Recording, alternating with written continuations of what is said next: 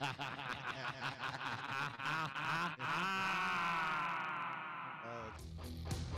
I work my fingers to the bone. I never get to go home. This is my ever wanted life, man, if that's destiny.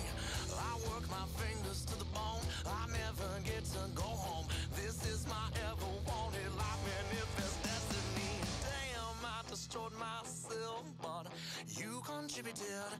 I destroyed myself, but you helped.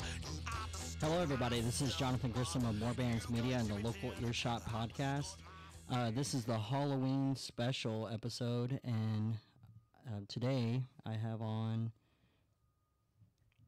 I'm Canon Lee. Thanks for having me. Canon Lee. And then Wilson's in the house. Yep. Back again. Yeah. Back at it. All right. Okay. So just starting out, kind of like how I actually know you, is that we're both students over at the ACM college, and we're in like a sound class together. So we had to do like, what was it, like messing with soundboard yesterday. That was interesting. Yeah. And so that's kind of how I know you. Yeah. So kind of go over like who you are and how you got into music, and then like what kind of led you up to this point. So I write a lot of music. Mainly, that's kind of what I consider myself as a songwriter. But I do play guitar and I sing, and I play in a band. Been playing with these guys for a few years. I try to keep a couple different musicians in my pocket, like a couple different drummers, couple different bass players, just for different things. But I got started in music when I was about 16. My little brother asked my dad to bring his drum kit to the house out of storage. And Nice. So he brought that over, and I got really into the drums. And my little brother didn't end up really playing them a whole lot, but I did. And I had a buddy that played guitar, and we jammed a lot. And then eventually I wanted to start learning guitar, so he taught me a few little riffs. And I just kind of took off from there and immediately started writing songs and kind of figured out that I sort of had a voice. And just for whatever reason, it just came pretty naturally to me to just like sing and play guitar and like write melodies and lyrics and stuff. And then, yeah, I've been doing it ever since. So about 17, 18 years. 17, 18 years. That's a long time. How many bands have you played with and stuff? I might have to grab my cat. I thought she'd be all right, but she's trying to get up into everything. She's curious. Yeah. She's like, who is this and whose shoes are these? Yeah. But yeah, so Jesus Christ. It won't get on the recording. That's the weird thing. If you hear that. Oh yeah, the weed eater. Yeah, it won't get on the recording. Because we I know in our old studio we used to have planes fly over all the time, and we'd hear them, and then like we'd be like, God, son of a bitch, and then we'd go to listen to it, and it wouldn't even be there. Yeah. So I don't know how that even works, like why it doesn't get on there at all. If it was a condenser mic, I feel like it would. Oh yeah.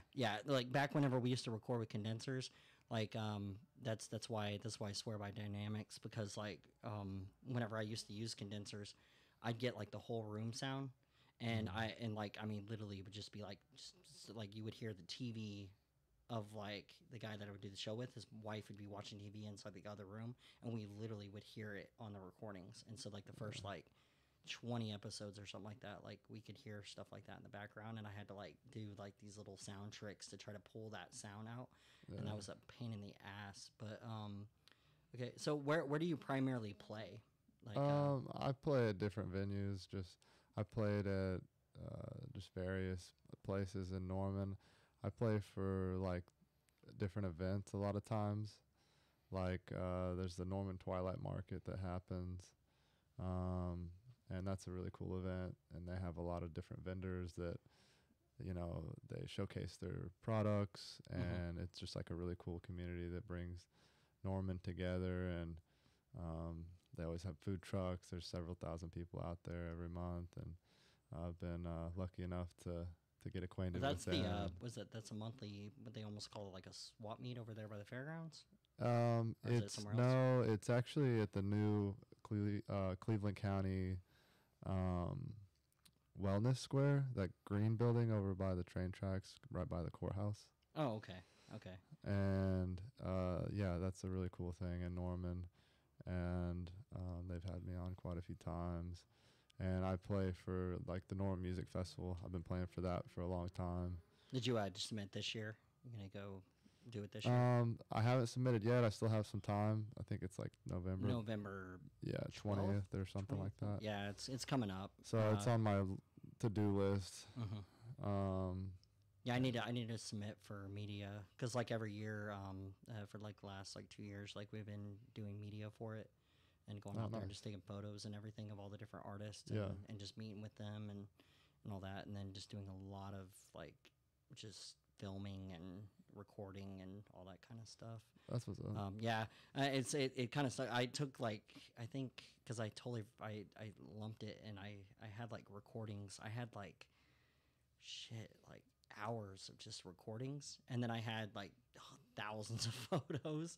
Yeah. And I uploaded some stuff to online, but I did not upload even like close to what I had on my computer.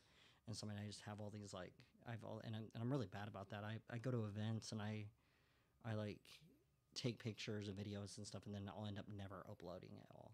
Right. And that's the problem that I have with content. And I totally feel that. But I feel like there's a small percentage of stuff that you actually want to. Like, you know, if you take 100 photos, 10 of them are going to be good. At least that's been my outcome. Maybe I'm not super photogenic, but... Yeah. But I don't know, like, because I know Wilson knows a lot about this stuff, like, for the film and stuff. But, like, why do photographers and film people just, like, run across the stage, just click, click, click, click, click all fast and shit?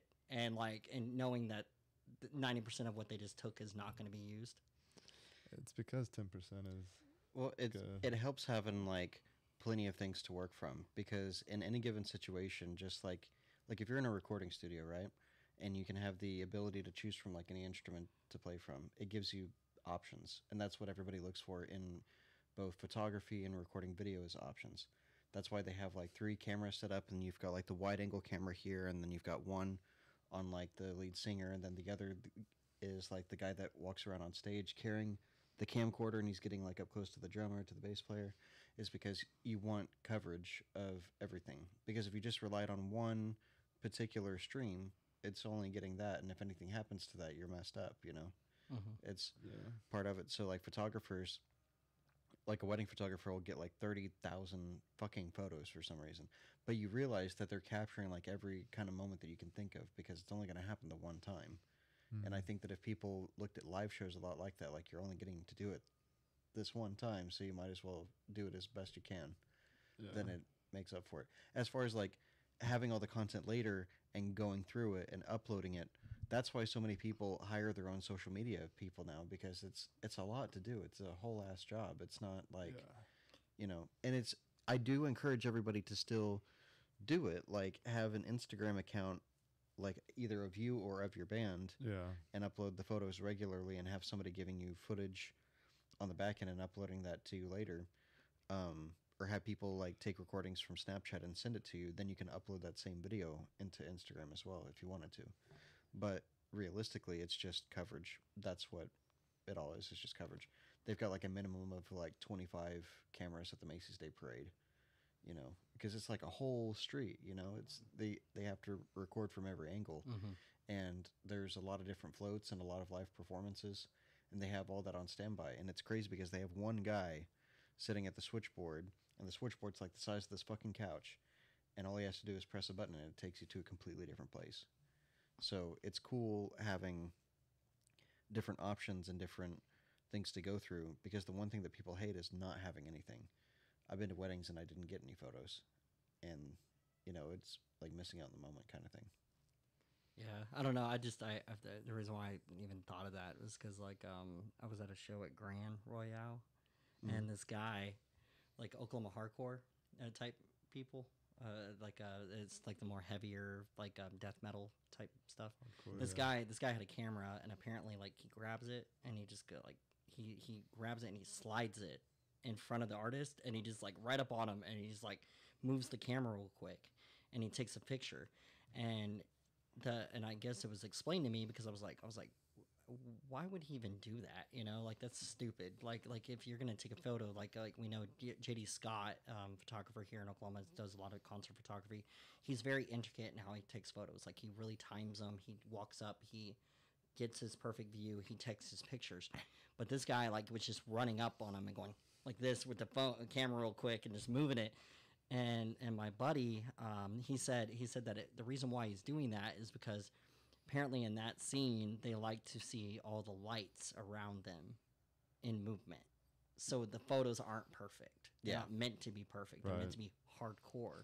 And so art, it's part of the art of whatever that is. And so I was like, it's like I don't understand why somebody would there, but then like photographers like JD or Mary Ellis, like they really do like they do all the photos at like the Diamond Ballroom, and they're doing like these real intricate photos where they're getting like them into the scene of what they're doing. And so they'll catch the artist at that moment when no one else is seeing it, but they're seeing that moment that is going to probably end up in like a magazine or something like that. Like they're seeing that, And so a lot of times those photos are used for like their online persona, stuff like that. Because I did notice that about you, that like you had a lot of images that you had like by the truck and things like that. So like what genre do you classify yourself as, and like where, like what styles of music do you draw from whenever you're creating? That's a good question. I actually, I know I'm not supposed to do this or be this or whatever you want to call it, but I have many genres that I like to explore, and it works for me. And I think that the different songs that I have are still powerful enough, strong enough, hooky enough, whatever you want to call it, that it's not like I'm just like trying hard to be this and then trying hard to be that. It's just like I'm doing what comes natural in that domain. So like I have like the song that I just released that's almost country, but I don't really sing super country. There's a little bit of draw in my voice like that comes out naturally at a couple points in the song, but it's not really, it's just very on the verge of country. But what I like to call it is like I write rock music, rock/pop music with flavors of other things, like a flavor of country in that circumstance, or a lot of my stuff has like a blues influence to it, and some of my stuff is just more rock based. I have a song that is very like almost emo, hardcore kind of sounding. It was just something that I was just trying to follow. I like to just follow something where it wants to go. And so if something wants to go in this direction, I'm not just going to like try to like tame it and like keep it in a box of like, okay, this is my style and this is my genre. And that's part of the reason why I want to be a producer as well, because I kind of understand the big picture. And I hear like Rick Rubin talk a lot about the way that I conceptualize music and materialize music is really similar to the way when I hear him talk on podcasts, I'm like, I know exactly what you're talking about. And so I think for that reason, it would make me a good producer. And that's why I want to help other people as well produce their music, because I kind of just see the big picture of how, what good art is. And it's totally different. It varies. Everybody has different tastes, but at the end of the day, you want to do what excites you and what is fun for you. And if it's exciting for me to like mess around with this genre and just kind of take it, like see where it wants to go, but a good song writes itself, I believe. And like sometimes you just wake up and you're just like singing a song. Like I have this song called I'm a Record, and it's on Spotify or wherever, but I literally woke up and I just started singing the lyrics and the melody all at the same time. And then I kind of went downstairs and like put the guitar to it. But like songs, they just like kind of manifest whenever in like opportunities in your life, like different times in your life, and you're just kind of harnessing something. So a very long-winded explanation of like I have different genres that I like to delve into, but it's all very soulful is I think the kind of the key word, because my voice is very open and from the diaphragm and soulful with a little bit of grit. You do have a what do you call it? Like a distinctive voice whenever Yeah. you're singing. Like I noticed that because like whenever like we're in class and stuff, like basically what our teacher does is kind of cool. He makes us set up the equipment, right? Something that one of my old computer teachers used to do. He makes us set up the equipment, and then he says, "Hey, let's have some fun," you know. And then he just tells everybody just randomly grab equipment, you know, just grab gear and stuff, and just start playing. And sometimes it's pretty interesting because you'll get people up there that definitely don't know much about the instrument, Right. and then you get someone that actually knows about the instrument. So I'm sitting there like listening to you play and stuff, and you're sitting there playing blues guitar and stuff, and I'm like, okay, this person actually knows how to play, you know, play the instrument, and then whenever you actually like did that first like little performance and stuff, I was like, we were all like, damn, like you can sing, like you can send your voice across that room, like it filled the room, you know, which is great. You know, because like not everybody can do that. Like not everybody has that. Sometimes they have to turn up the mics on people because they don't sing loud enough. You know, but it's like it's almost like you kind of notice the sound of the room that you're in, and then you're just like, okay, this is what I have to do at this vocal level. And stuff. Unleash the beast, man. You just gotta let it out. Yeah, and just sing, sing from your heart. You know, your soul. And I mean, and like that's one thing I do enjoy about going to school there. Like I'm trying to figure out how I'm going to go next semester because I run out of GI bills. So, you know, like that's kind of a problem when it comes to the military money that I'm getting. Yeah. Like it becomes a problem to be able to go back to school there.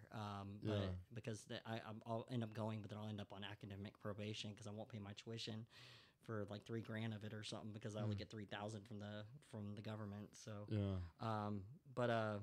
yeah, we can probably play one of your songs now.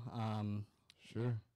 Sorry, I'm trying to get in the groove of like what questions to ask right now because I haven't done an interview in like over a month, so I'm kind of rocky right now. Totally all good. But I actually kind of wanted to rewind a bit. I wanted to touch on what we were talking about before. I think this is an interesting point of like the content, the amount that you get versus the amount that you share.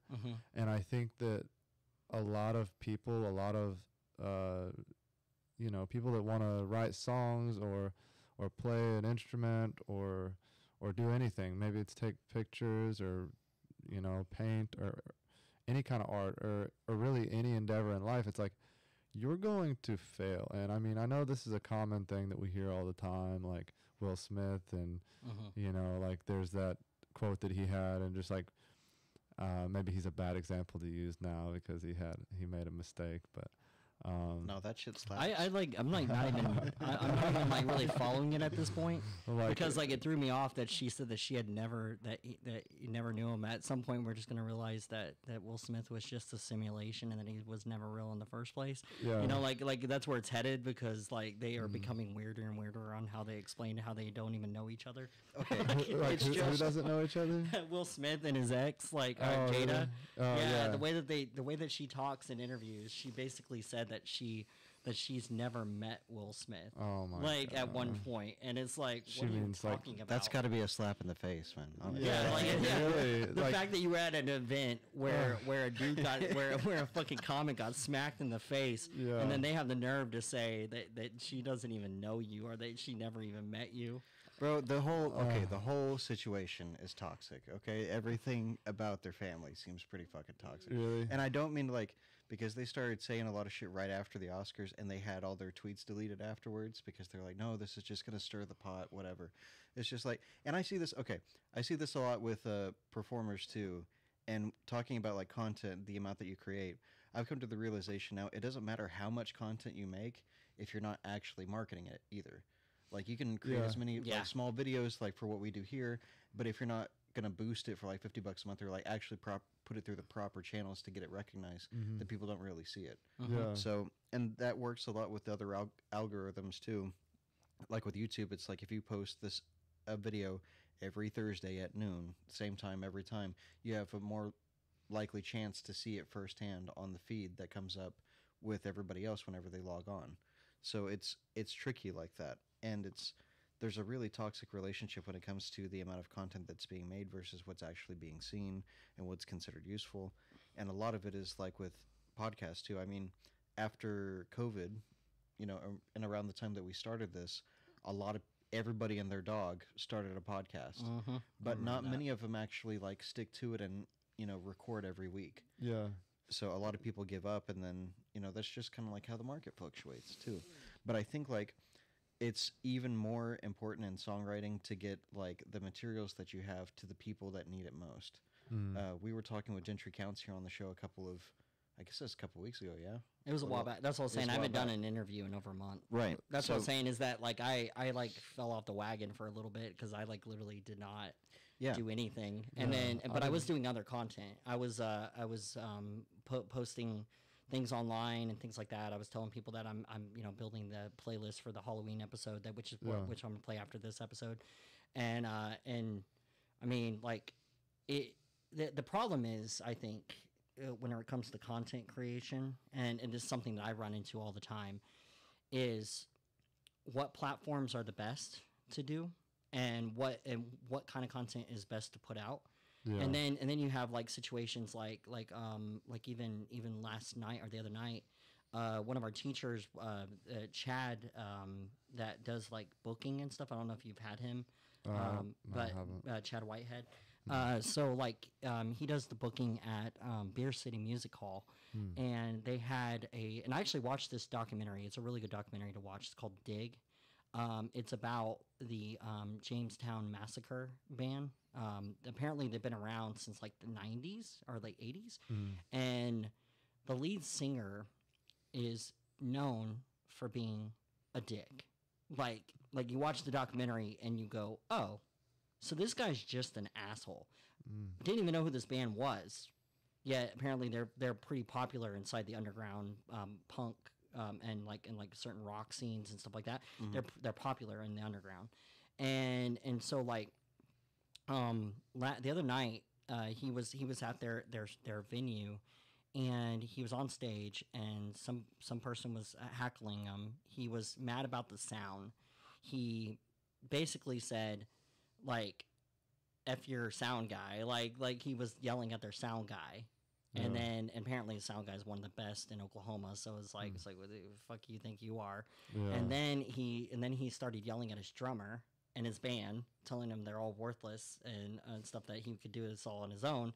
And they're not producing the sound that he created, which is something that in the documentary they talk about a lot apparently. Yeah. So this guy's so absorbed with his own like personality that he believes that the music should sound exactly how he wrote it. If it doesn't, it's not good enough, right? And he will cuss out people. Apparently he's made rape jokes during shows about raping women in the audience. Wow. Like before in like Texas. Well, his line from last night that basically made them go, you could load out your own damn equipment and get the fuck out of our venue, was because he said to somebody in the audience, said some shit to him and said, what, you want to go? Because apparently, according to the documentary, people in the audience try to start fights with this guy all the time because he intentionally starts fights with the bands, with the people in the audience. So they go to the show just to see if he'll break down and destroy the show. And they'll literally destroy like instruments and all sorts of stuff. So it's almost like watching like the Who destroy instruments, you know? Like, and so like he's just this person that there's just intentionally like, there's this drama-filled thing that why people go there. That's the quirk, huh? Yeah, that's his quirk apparently. And apparently when they booked him, I don't know if they knew that was his quirk, but there's literally a documentary on it that you can watch on YouTube called Dig that literally shows the whole time. And there's another band called what do you call it? Damn, forgot the other name of the other band. But this other band that they used to play with, they left that band. They became part of Capitol, and then Massacre became on Capitol Records, and Capitol was like trying to basically get rid of them all the time. Like, but he was making money and he was producing records, and so they didn't really go after him like they should have. And but last night or night before, he said to somebody in the audience, he said like, I'll come down there and I'll blow you up like the Murrah Federal Building. Oh. And if you're an Oklahoman from that era, Wow. there's literally death threats being sent to him online now Yeah. that are saying like, you ever step foot in Oklahoma again, we're gonna fucking kill you. Like, and these people are that pissed about that statement, and it's like, but then if you watch the documentary and then you hear about it afterwards, because I didn't know about the documentary until after I got home, because my housemate, which I guess you know from the past, but like Jamie Hanna, but like she said that like there's a documentary online, and I was like, okay, and I watched it last night, and I'm like, oh, this all makes sense now. The dude just says things during shows to rile up the audience and piss everybody off, and he likes to bash cities and like to say really fucked up shit. I don't think that's a stick. Like I don't think that's proper content. It's not a positive shtick. I mean, it might be a shtick, but it's not a good one. And here's the thing: is like no matter what you're trying to accomplish in life, whether it's music or whatever career you're trying to pursue and be successful in. This is why it's so important to focus on your mental health and to understand brain chemistry. And we have people like Andrew Huberman and different people, and we have the internet that we can figure out how to navigate life in a more positive way using what we understand about brain chemicals. But what he's done is he's fixated on he gets his dopamine and his different norepinephrine, all these different chemicals from he gets in a way, let's just say it simply, he gets a delight out of pissing people off. Yeah. Is what it comes down to, and through that he's created a loop for himself that keeps him wanting to do that so that he can continue to get his fix. Because in life, I mean, whether you're addicted to drugs or not, I mean, it's very similar rather to being addicted to drama. Drugs. You can be addicted to drama, or you can be addicted to having a good interaction or having positive things. And you can achieve success through, hey, like I released a song and it feels good, and now being having a good time through the whole process of creating a song and like really enjoying each little thing and wanting to improve it, and giving yourself those little small wins throughout the way will help fixate your dopamine system to continue on that cycle. So there's different ways to use the brain and the chemicals to navigate life, if you will. But some people, they don't control it, it controls them. And it sounds like that's kind of where he's at. But what I was getting at with the content, like making so much content, is like you have to continue to do that, and it's like, yes, inspiration will come, but only when you put in the work. Like you have to show up every day. Like it's this common misconception that like, only, and I used to kind of think this way, is like only good songs will come to me, and I would write good songs, but like I didn't do as much as I could be, and I didn't release as much as I could be and everything else. But I've started to like actually kind of force myself into that. Like, okay, today I'm going to show up, and if whether or not I strike gold, I'm going to do it again tomorrow, and eventually I know I'll strike gold, and I'll strike more gold than if I just am walking through the river and just, oh, there's some gold, like right. It doesn't work that way. But like a lot of people, don't realize that you're gonna fail. You're not 10% of what you do maybe is gonna be super awesome, but recognizing that 10%, and like Wilson said, is actually taking that, solidifying it, and sticking with it and seeing it through to the end, and then promoting it and doing what because if nobody hears it, I mean, it's important to do it for yourself, but like, we would all like to be successful in whatever thing we enjoy doing. Right. So at that point, it's time to share it with other people who could maybe get some value out of it. And if you're not doing that process, then you might as well, it's a hobby for you. It's not a career. It's not something that's a profession to you, and that's fine too. But yeah, well, and I think fully understand that it's a bigger thing in life too. Like it's I think all the time about like this, there's like this one little motivational quote or whatever from this coach talking about like, here's what you should know about winning before you pursue it. It doesn't care about you. It doesn't care about like how much sleep you get. It doesn't care about how hard you try. And, you know, it can plant fear and doubt in your mind, and everything can always seem like it's against you. But the only real choice is like, why would you chase this thing called winning? It's because the only other option to that is losing, you know? So you have to keep failing at things, and you have to keep doing things over and over again. And like, I think it's crazy and it's unfair in life that you can dedicate all of your time to something and it still not work out, whether it's a career or a marriage or, you know, anything.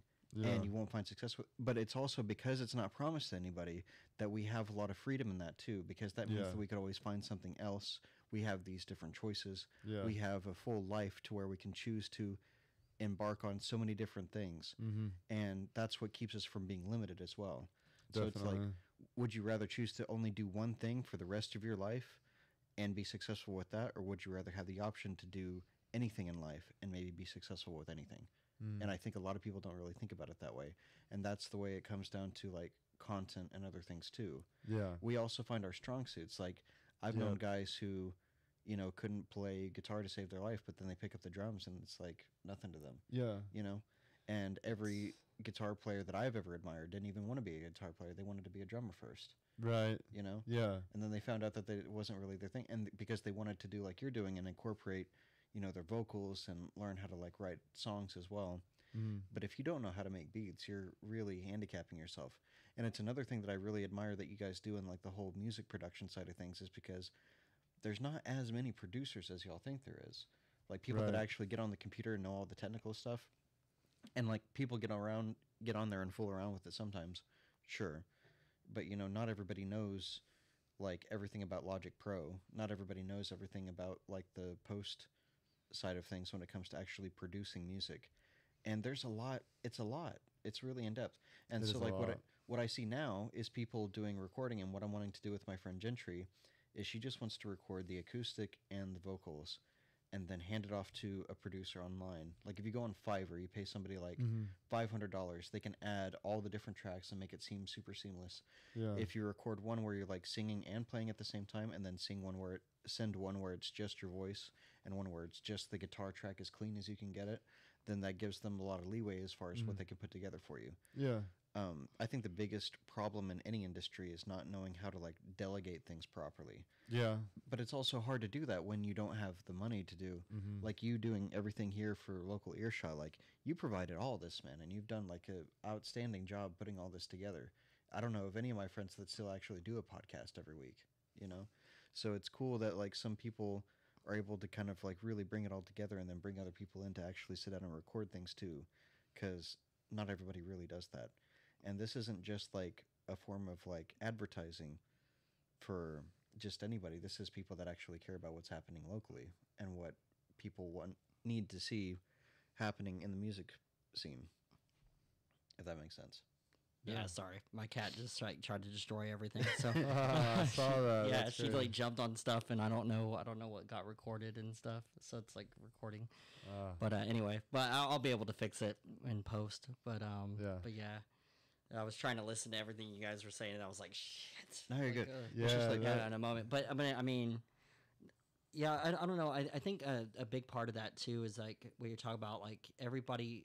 So everybody tries to do everything themselves, right? Right. And a big issue with that in content creation and all that kind of stuff too that people run into in the music industry in general is like they'll say like things like, oh well, I don't need a manager, or I don't need a photographer, I don't need an attorney, you know, I don't need these things, and then they get fucked Oh yeah. over and Right. over again, and then they go, well, the music industry is just corrupt and all this shit, and it's like no, there's literally about 10 to 15 career fields that you're trying to do all yourself, and if you are trying to do all that work yourself, you're not actually going out and actually trying to be that, because if you were, then you would actually like be trying to seek out those individuals and learn from them and learn how they can help you.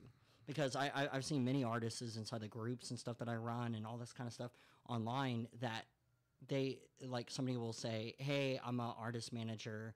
I have 15 years experience in it. I'm looking for some artists to like sign on to actually help and stuff like that. My fees are like 15%. 15% is standard, industry standard, Right. but it's also not that bad compared to 20%. And if you're artists, like some of the bands that I've worked with, 15% on a show that they got paid $30, what they fucking do? I made $3. I'm rich, Right. Like it's not like that's the thing. Going into it in that career field as a manager, that thing people think that you're just gonna go around ripping people off. Literally, you're not making much. As like they're not making much, and in today's society, and the record label stuff, you're not making money on sales on records anymore. That it's 5,000 plays to even equal to a good amount of like even a Right. small portion of money on like Spotify. Like you have to have a lot of plays, and so and so like they'd say, okay, well, how do you get that out there, right? And I mean, you could take a song like what you're talking about, and you can make a video on TikTok. And with that same release, the same time you release it, no matter how you put it together, you can make a video on TikTok, release that same song, and you could blow up possibly. Or you could get on Facebook and say to your 8,000 friends or whatever it is that you're at, what a level of following that you have on there, and you could say, hey, I have this new song. But then Facebook does exactly what you were talking about, where you got to spend money.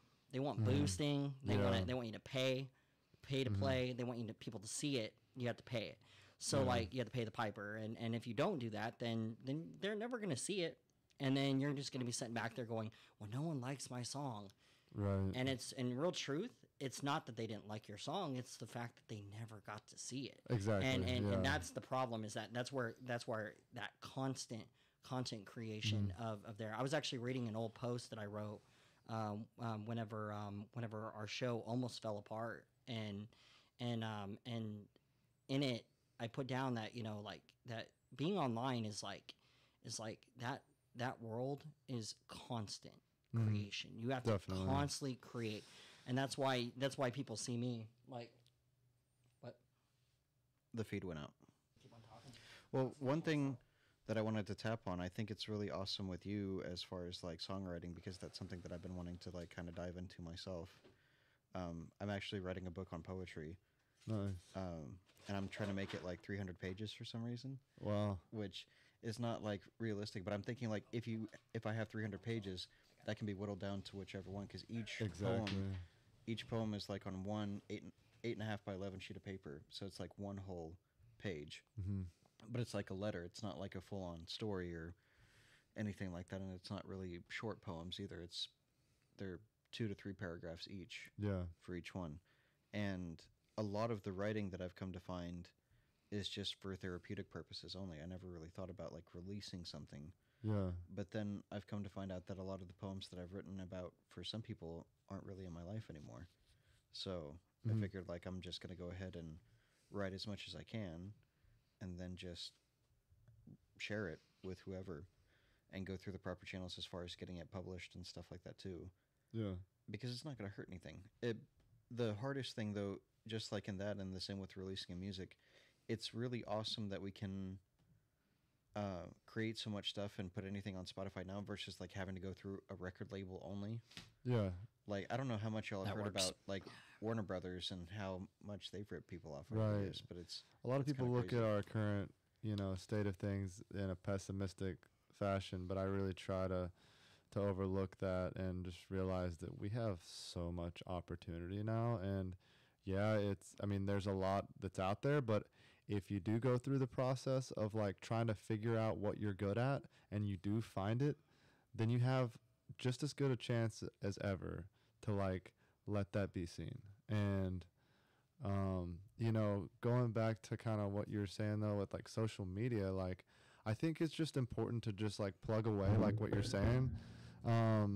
But you don't always have to boost. I mean, it's good if you can, if you have the money to, and eventually, boost the things that are important, but build a foundation first. So that way when you boost something, you know, people have somewhere to go, and you know, they look at your page and they say, okay, I want to be a part of this. He's doing something, you know. Right. So that's kind of where I'm at right now, is just like really trying to build that up, because I haven't been the best at posting, but I've gotten better over the last year or so, and just like trying to like build a place that people can go and say, oh, I like this, I like this, I like this, okay, follow, you know, versus like having just like some kind of amateur stuff or something that's just like not even based on what you're doing. Maybe you're a musician, but half of it's about your cat, and it's like nobody cares now when they see that you release this song or this video and they go and it's all about your cat, like, you know what I mean? So it's like you got to build that foundation, and this isn't stuff that I'm coming up with. This is just all the research that I've done and figured out.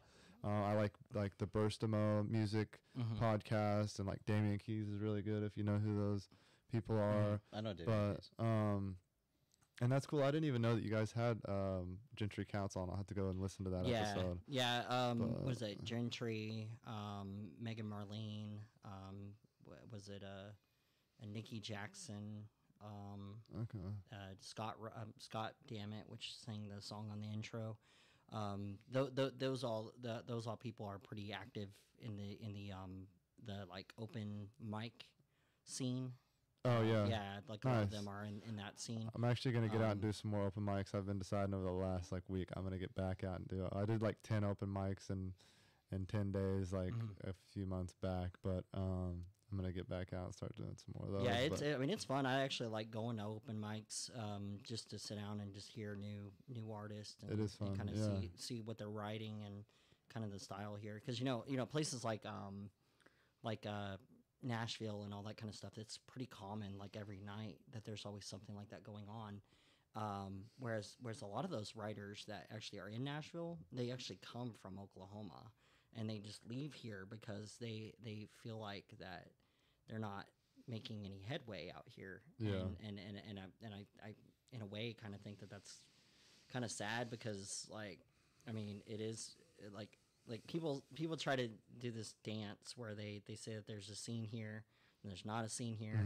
And I mean, I had a thing where I said lack thereof, and somebody tried to correct me on it, and it's like, well, you know, the way I look at it is that when I was in Colorado, I lived there for 5 years, and I was ingrained into the EDM scene. I also worked at Live Nation, so while I was there, I was in venues all the time. I was literally managing and like with other team members, events, and and I started out as like an event person, worked myself up into like a little bit mid-level, and then the next level up for me was like the venue manager, you know, and then my boss, which was like this woman that's like freaking amazing, you know, at doing her job. She manages like the Pepsi Center and like all the major venues across Denver now, and it's because they went all in house at Live Nation. But when I was there, I had a buddy that did a lot of photography stuff, and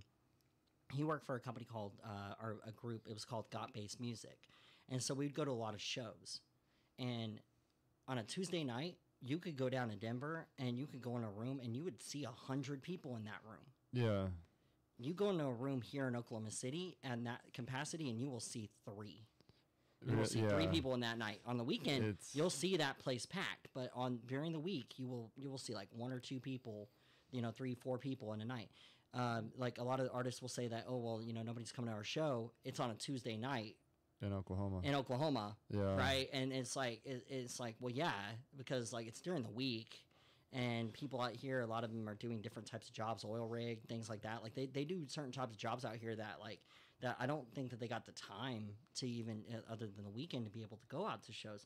Yeah. But it's like, but to say that there is no scene, I say that there's a scene here. It's just it's so branched out, like I mean, there's stuff going on in Norman every night, but I don't want to have to drive 45 minutes to Norman every single night or every weekend to be able to catch a show.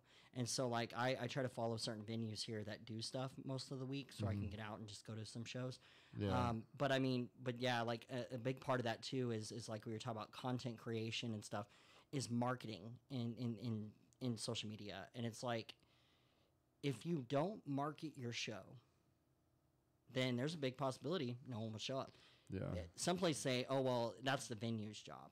Some of these artists have said this, and I said, it's not. Yeah. It's your job. Like you are the artist. You want people to come up for you. So it's not just them, right? They're part of it, but it's not just them. And then it's not just the promoters, the venue, all these people. Everybody needs to be promoting, period. And yet, like that, they always like try to say that they put another thing, and then nobody shows up. And then you have comments where people are saying things like online where it's so negative, where they'll be like, well, people really actually cared about my music, they would show to my show and all this kind of stuff. And it's like, you'll go to their page and you won't see anything. You won't see nothing marketing it. You won't see anything about, nobody knew about it. They never DM nobody, and then I know exactly what you're talking about. Yeah, and they'll say that, but then you'll go, but then like you'll get, what did you do? What did you do? You can't have expectations without any, without any actual work put into it. But yeah, speaking of promoting your shows, I mentioned Norman Twilight Market. I am playing there this November 25th. Okay, awesome. And so, you have any other shows coming up? Can come check that out. Not really. Okay. To be honest with you. But you're open though. I've been working so much more on just recording, producing songs, getting the band tight, and just content. And I've started to like make this mindset shift of like, okay, you can go play a show, but like, what does that do for you if you're not like consistently doing that, and it's not like really important to you? Like, what are you building from that? Like, I've played shows and then like not got no followers from it, like, and there was plenty of people at the show, and, right. And so it's like, what are you building? Like, is it important to you? Like, and shows are great. I'm not saying I don't want to play shows. I'm just kind of taking a break as far as like, I want to focus on like having something for people to go to when I do go play shows. Right. Like, okay, if I play a show, now people can go see my social media and see that I'm doing stuff actively on there. They can go to Spotify and see that I have, a lot of music, and they can go, and I do have a merch store, Canon Lee Records, on Etsy.com, where people can buy merch and stuff. But like, having all these things that people can go to whenever you build something, and then it just like, you just tear it down after the night's over. Like, what's the point, Right. So I do want to play more shows, but I want to have a place for people to go whenever I do play those shows, and to like continue to snowball that effect. And like, you're rolling this snowball down the hill, and it continue to accumulate followers, and continue to, because you're doing all the other things right. So I'm just trying to do all the other things right, and kind of have, something for people. Plus, you look at you have to follow a trend. Like, if you want to be successful in something, you have to, I say trends, but I don't mean like be trendy and do like dancing videos on TikTok. Right. What I mean is like,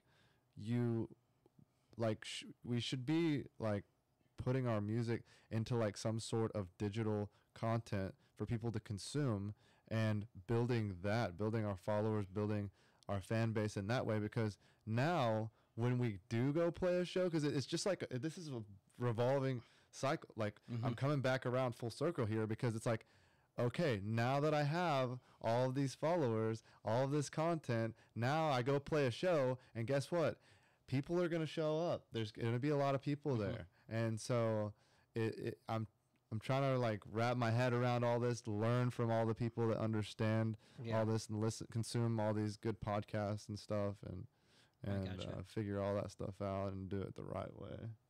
And I think it's awesome. And I think they would be better, like whenever you try to post a story or something on Instagram or Snapchat, it brings up like a list of different songs that you could use.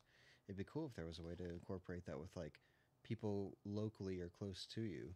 Like, if you could pull up music that way from like local artists, like especially the people that travel, that do like traveling vlogs. You can, if they post their stuff to Spotify, right? Yeah, and a lot of them don't. Like, yeah, I love Gentry to death, but she's only got the one album on there, and she's got like 10 followers, which is crazy to me, because everybody and their dog I know knows Gentry. Yeah. Which is kind of crazy. Yeah. So, like, there's something to be said for word of mouth. Don't get me wrong. Totally. Especially, like, for But, a great live show. But in this day and age, like, I'm really secretive. I just post stupid shit on Facebook. It's not really, like, my gig to be out there and be known by anybody. Right.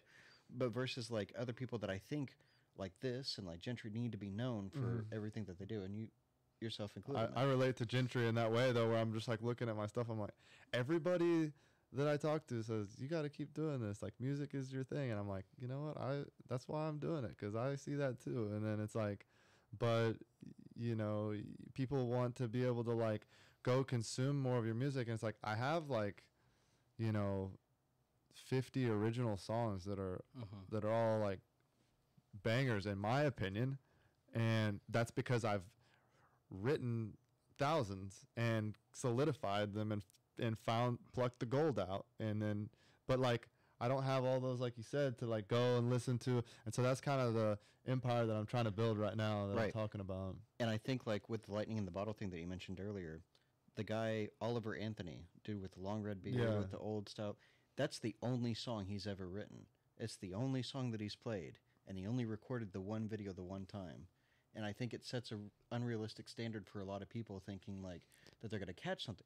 But at the same time, like, but there's a few, right? But not a lot, yeah. Yeah, for what he... That's his main one, anyway. Right, but he doesn't have, like, nearly as much content as so many other people that I do know that was able to, like, catch that and go on with it, because then other people started recommending it on their other platforms as well. Yeah. So it's really crazy the way that, like, certain things catch on and then they take off. Yeah. And I think that that's where a lot of people really need to look at the technical side of things as well. Like, Gentry said that she was interested as far as, like, producing music too. But I think that she just needs to have somebody that's more tech savvy that can do all that for her. Like, if people would just delegate a little bit better, I think that there would be a lot of... And actually follow through with what they say. The hardest thing I've noticed in Oklahoma is that you find a lot of people that say, like, oh, yeah, I can do this for you. And then they don't do it. Oh, I know exactly what you mean. Yeah, and that's been, like, a big frustration with a lot of people. That's why they go to places like Memphis. Yeah. Versus here. And I'm not saying that everybody's like that, but you just come across people that, like, set false expectations for you. Big time. And it's really unfortunate because a lot of those people are really talented. And, like, I've wanted to work with people and they're really talented, but they never follow through. And it's like, right, man, you're hurting yourself. You're kind of, you're tripping me up a little bit. Like, this isn't right, man. You gotta, if you want something, you gotta follow through in life. But what I will say is, like, with the delegating stuff, like, it is so important to do that. I agree. Like, find people that you can outsource jobs to that relate to what you're doing and that they can do far better than you, not just because they have more time, but they have more experience and more understanding around it. But at the same time, like, if you don't have the funds, if you don't, if you're not, like, at, like, 50,000 followers, like, good luck finding somebody, to, like, help you with those things. So having a basic understanding of those things and being able to put that hat on and, like, actually do that job for, like, a couple hours a day is super important. Like, to be the manager thing for me is, like, that's, like, what I really need to improve a lot more and, like, get better at continuing to reach out to people and booking shows and stuff. But, like, just knowing how to do those things and learning those things. And then, like, with, like, the, like, content, like, I'm not the best content creator, but I've learned how to edit videos and I'm starting to do more of it, and they're coming out all right, and it's just, like, doing those things is important, but, like, also, like, knowing how to, like, get on and off the fucking excuse me for cussing, but no, you're good. Like, you, like, because, like, you can spend forever editing a photo, but just, like, going through, okay, this is the gradient I want, this is it, this is done, boom, get it out, and, like, but, like, going and shooting something for a day and, like, getting all your content and just, like, and then each day you have, like, once you get in the process, what I found is it's not too hard to, like, put that hat on and do that job. you just have to like every day, like for me it's just super helpful. I write everything down. Like I have a list of things that I do, and like I have like my, you know, my big lever moving tasks that I kind of go to, that I'm like, okay, this and this are like the 3 main priority things, but like there's small tasks within those that I, you know, that I need to complete, and just like going through and actually getting those things done, because like, no, but if you don't have somebody else to do it for you, then you're not going to go anywhere. And that's the only way to get people to recognize you and to start wanting to do those you know, jobs for you, is seeing that you're building something and that you're serious. Yep. And like you can't build it if you know, like if you don't have, like if you're trying to build a house and you don't have a carpenter, an electrician, but you're a plumber, like and you don't have anybody else to help you, you're just gonna have to learn how to be you know, those other handymen, and like I've been learning and do everything. Yeah. And then like when you start building houses, then you'll have the money, the resources, and the attention of people being like, hey, you know, like I'll join in and help you out here, you know. So anyway, yeah, that's how I feel about it. No, I think it is important, especially like if you could take the time to learn some of those things yourself, versus like, but not fall into the trap where you end up trying to do 15 different things, kind of like what John was talking about earlier. Like you have to be able to help yourself in certain aspects. Some of the most talented musicians that I've ever met have never even touched a computer, let alone a smartphone. You know, I've sat down with dudes that have played with B.B. King, and like dudes who are like legends in my eyes, but they're never gonna, like, you know, post on Instagram, Right. which is kind of crazy to think and about. it's again following the trends, and like, you know, back whenever we didn't have TV or anything else, like you didn't, like, first of all, you just didn't have the opportunity. Like if you're a normal person, you just didn't have the opportunity to get your music heard. And so like now that you do, like, yeah, it's a big market, it's a lot broad, and like there's a lot of that's out there, but like if you're good at what you're doing and you can find your niche, and you don't have to like be the most incredible singer, you don't have to be the most incredible songwriter, but if you find that little thing that makes you special, and that's what Oliver Anthony did. You know, he's like, okay, I can sing about, you know, the economy and, you know, the average man, and I can do it in this real soulful kind of raw voice that's really, like, his voice is a little bit off key sometimes even, but like it's got this grit to it, and it's just like, it's a kind of soulful, good voice, and it's just like unique, you know. So he's this unique voice with this message that everyone can relate to. So he kind of like got this recipe, Makes it real. and it's authentic, yeah. And so like anybody, he's a good example of like anybody can. It's just like striking gold and recognizing it, and then like getting it in a good format like that, like outside with, like, in nature or So you want to, you want to listen to the single? yeah, totally. Yeah, We haven't talked for like an hour. No, you guys are good. No, we happens every time I come on the always try to show. segue into it, but then I'm like, Yeah. I don't know how to do it, because our conversations keep on going, because like good conversations will go forever. Totally. And I consume so many podcasts that I have so much fucking shit to say. So I watch about, like, you asked him, I listen to podcasts like every minute of the day. So like when he showed up, I was listening to one. So this song is Beneath the Willow by Canon Lee. This is your newest single. When did you come out with this one? Like just like 2 days ago, right? Last Friday? Okay. yeah. All right. So we'll play that, and then we'll kind of just go over like what's in the song, and like it kind of went together to make it grow and stuff. Okay. So.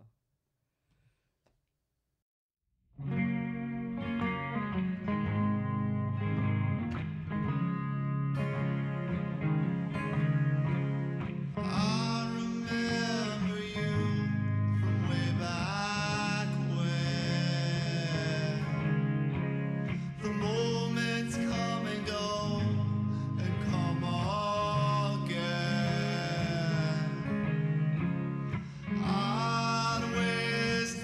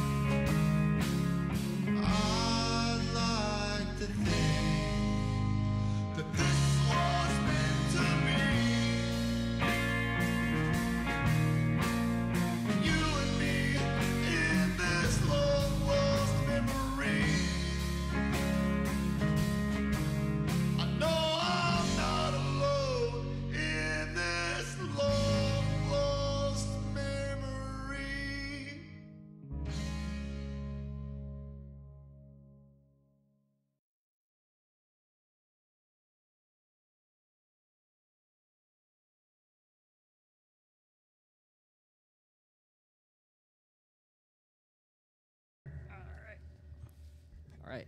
Beneath the Willow. Oh, man. Got it. Okay. Beneath the Willow by Canon Lee. Let me see.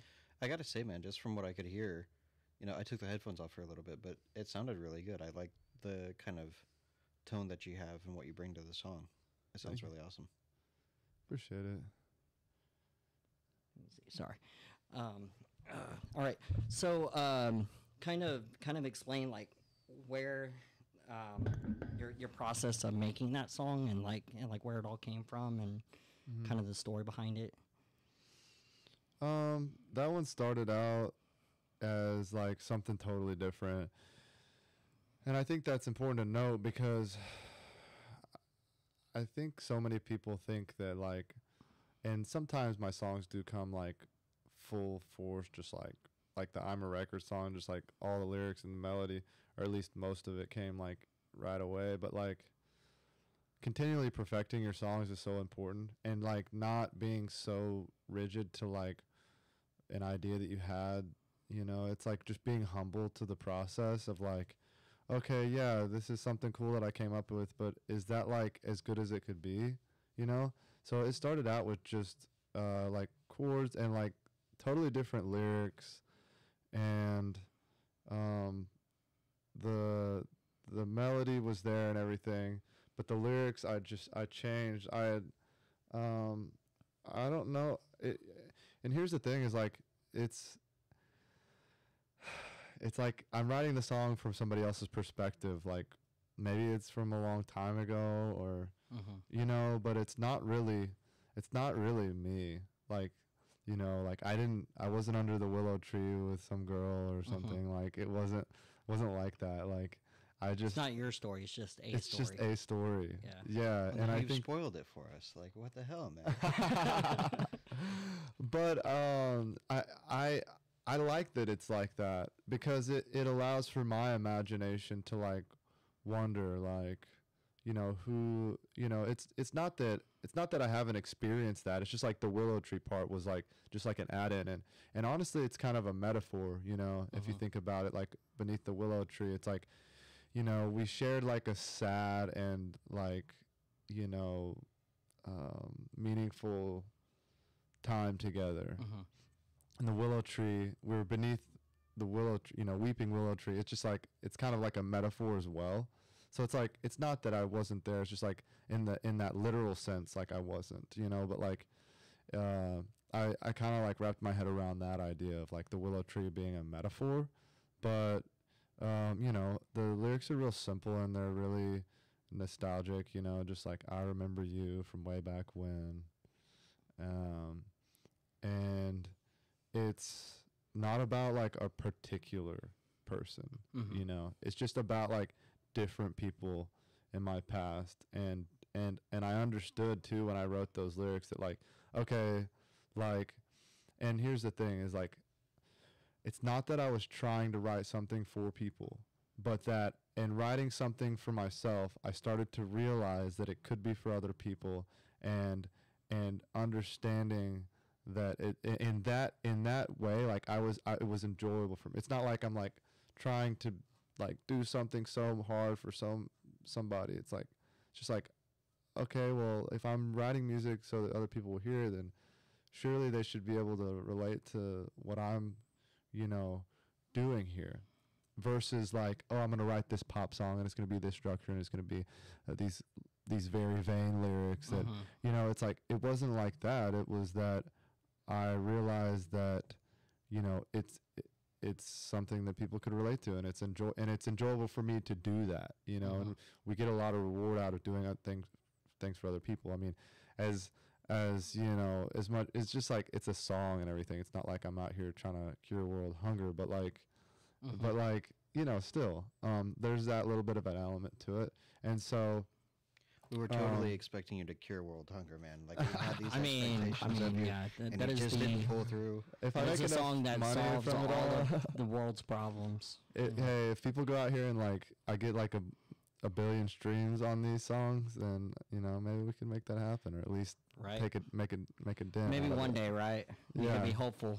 Yeah. Be like, I want so much money in my life that I want to be able to give it all away. You know, like that's the goal. I mean, isn't that though? Yeah. Like in all seriousness, like I mean, kind of. But I think it was an interesting point that you brought up. It's really, really difficult to write things just in general for yourself, let alone songs. Like, because when you think about it, how many nice things do you say about yourself very often? Because, like, I can sit here and tell you right. nothing but nice things about Gentry and about you. Yeah. And, like, all the things that I love about you guys. But, like, it's really hard to write things that are personal to you.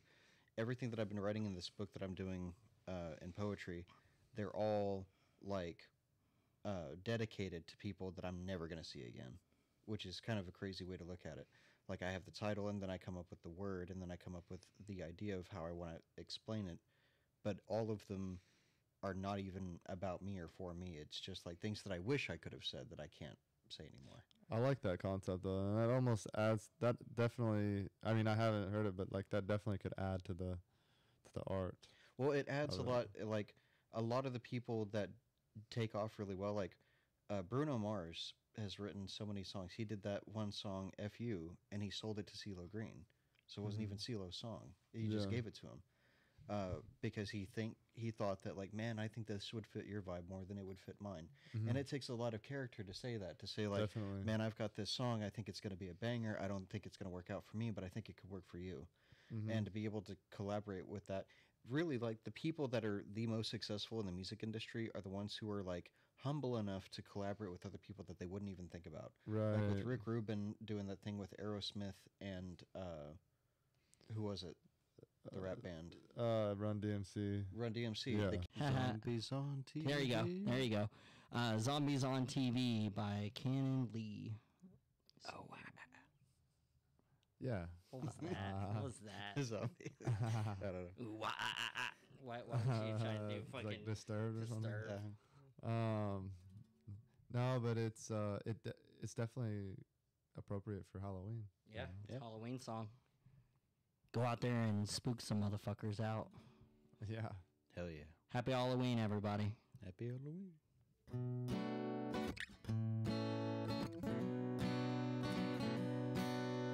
Take your time, or time will take it from you.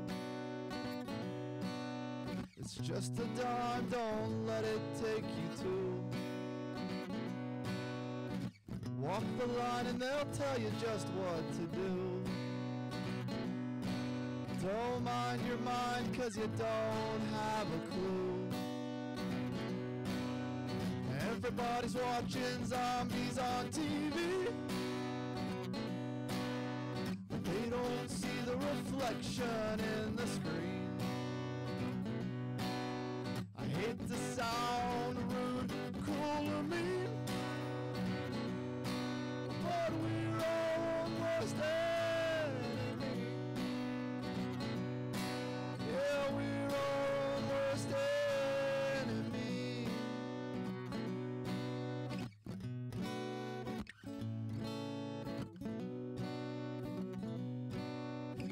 Find the time, or time will find you first. Run or hide, you must decide which is worse. Your eyes are wide, but you're riding in the back of a hearse. Zombified by everything dispersed. Everybody's watching zombies on TV,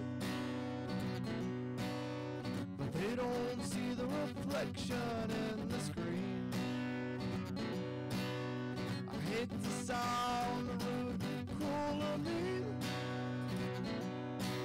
but we're all worst enemy. Yeah, we're all worst enemy.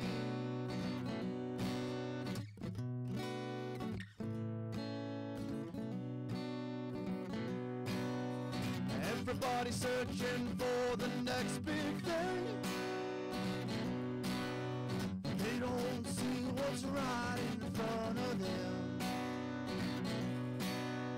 We're all guilty of the same damn thing, but we have to love through thick we have to learn to love again.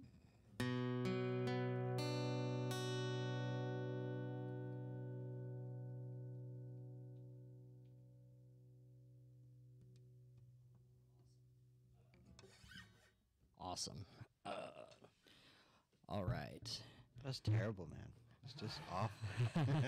It is kind of terrible. It's I mean No, man, it's it was good. grungy. I like It's it. grungy, It's cool. which is the best acoustics. The reason Yes. why we like to do acoustics on the show is because you can take a song, but whenever you take a song and you take it down right down to the bare bones and all the way down to an acoustic guitar, you really get the real sound of it. Yeah. And you can do all the little tricks and everything, but honestly, there's sure power in just playing acoustic music. So.